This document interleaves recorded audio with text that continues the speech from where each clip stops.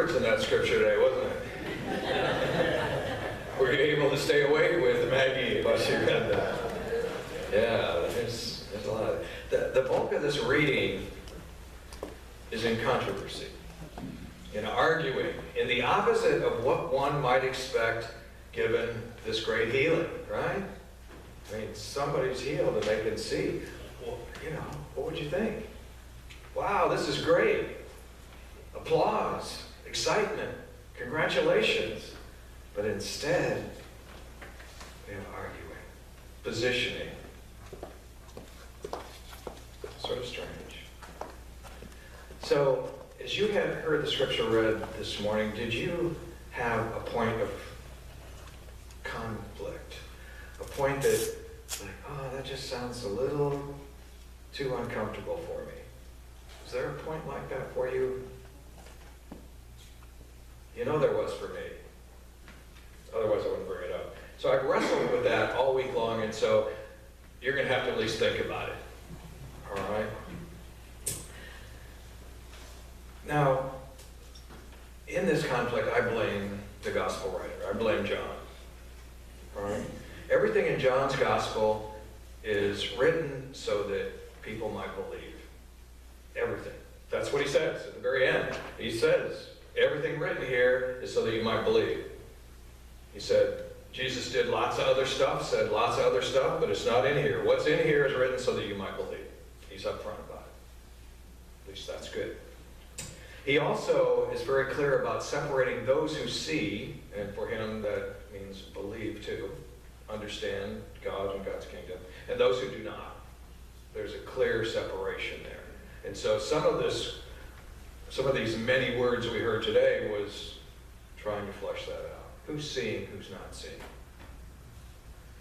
So, when Jesus says in verse 3 that this man was born blind and as a consequence had to live his life begging, his entire life, so that God might be seen, I have a hard time with that. He was made to be blind and lived a life where he had to beg just so that God's glory might be seen. That just doesn't sound like Jesus to me. Just doesn't. Now, if you change those words, so that God might be seen, to, and in this God is seen, then I don't have a problem. And again, I blame John. Stanley Hauerwas said, it is all well and good for Jesus to claim, I am the light of the world, but he could have said all of that without this man being born blind. I don't see God as acting in that fashion. Now, if you think Jesus said these words and thought that, I'm okay with that. I mean, after all, it says that in the Bible. But here's my premise. John, without malice, puts these words in the mouth of Jesus to make a point that he makes over and over again in his gospel. Jesus is sent from God. You should believe in Jesus. On those points, I'm clearly with John. I just think that John overstates things. A man named Nikos had an experience when he went to visit an old monk at Mount Athos. He said, Father Macarius, I remember that in your younger days you used to wrestle with the devil. Do you still wrestle with the devil? Father Macarius said, no, the devil has gotten old and so have I. So we no longer wrestle. Now I wrestle with God. Nico said, you wrestle with God and hope to win? He said, no, I wrestle with God and I hope to lose. I hope to lose. I hope to lose all of those ways that I think I've got it figured out. All of those ways that I'm somehow come out better than others. I wrestle with God, but I hope that God wins.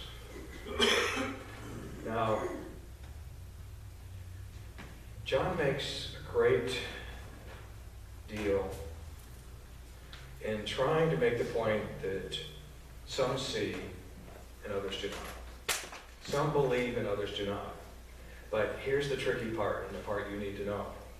In John's gospel, those who see are not always the obvious ones. Those who see are not always the obvious ones. We think, wow, look at them, they're so good. They must be close to God or whatever. But they're not always the obvious ones to see. And so, don't be quick to judge. Both those who it looks like they would see and those who it looks like they wouldn't see.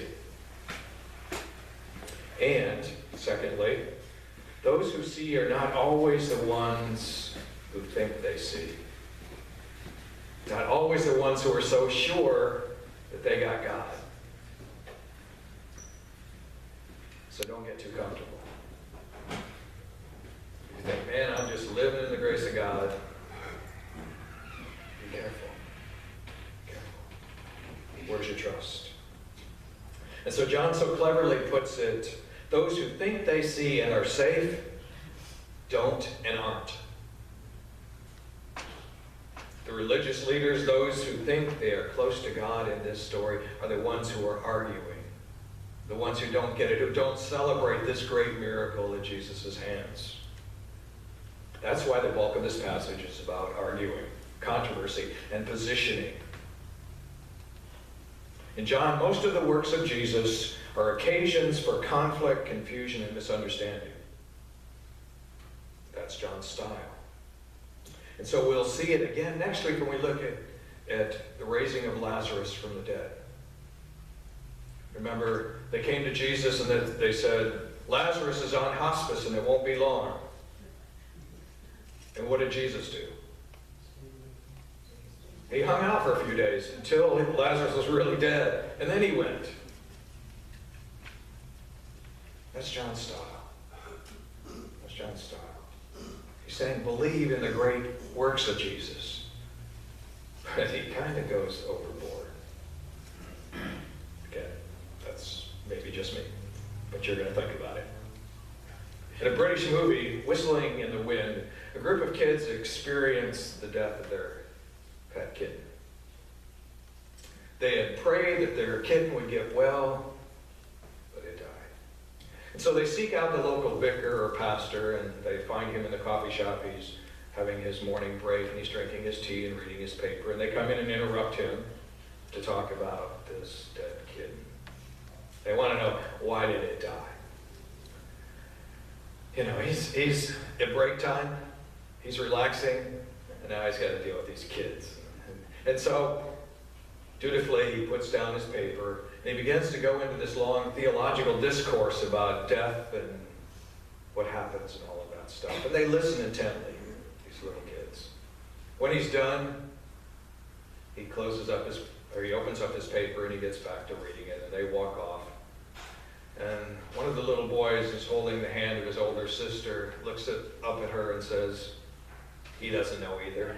He doesn't know either. Sometimes theology helps us to avoid believing. If we got it all figured out, we don't need to believe. Or if we think we got it all figured out, then we don't have to worry about whether we might be right or wrong. It's easy to confuse belief with thinking or our own viewpoint. It's easy to do. True belief brings life as well as light. Some see and some don't. Be careful. It's a mother of 5 who lost her vision due to an illness. She had been self-sufficient her whole life, raising 5 children, and now she had to depend on others. It was very tough for her. But after a while, she realized that she was noticing things she never noticed before because she was blind. One of the things that she noticed was that there was a young man who was born blind who was on the street corner every day.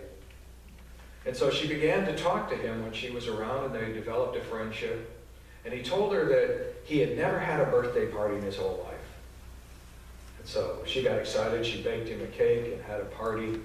She said, he blew out candles that he couldn't see. He was delirious with joy. She said, I felt so happy. She said, I realized that it was I who had been blind all along, not him. Then with sadness, she continues the story. He had met a blind girl and was beginning to fall in love with her when someone with sight told him she was unattractive. As a result, he stopped seeing her. She said, it brought tears to my eyes. It brought tears to my eyes. Who sees and who doesn't? That's what John asks. Who really sees? Pastor Steve Molin talks about a church service he had. He said, several years ago I was preparing to preach a sermon on the rigidness of the Pharisees. They're the ones who are arguing in the story. And I had folded into each worship bulletin adhesive labels that said either I'm always right or I might be wrong. And they were randomly placed in bulletins. And so he asked them to take those out and put those on their lapel. And then during the time of fellowship, he said there was great conversation and laughter as they looked at each other and saw the labels they had on. He said, but on the way home that day, I forgot that I was still wearing my badge that said, I'm always right. At the gas station, he said, I received a rather chilling response from the attendant. At Ross grocery store, the clerk seemed almost afraid of me. We had a conversation that was brief and sterile. And it wasn't until I got home when Marcia, and I'm assuming that's his wife, blurted out, you're not always right. In fact, you're rarely right. Then he remembered the gas station, the grocery store, and he realized the power of being absolutely right. It stifles conversation. It eliminates tolerance. It erects walls of separation. So these days, he said, I wear a different label. He says, let's talk. In verse 25, the man who is healed is asked, who is this Jesus? Who is this Jesus? And you hear the scorn in that question. And his response is, I don't know, but he healed me. I don't know, but he healed me. When we share the gospel of our lives, both in word and in actions, that's not a bad answer for us. Who is he exactly? I don't know exactly, but he healed me.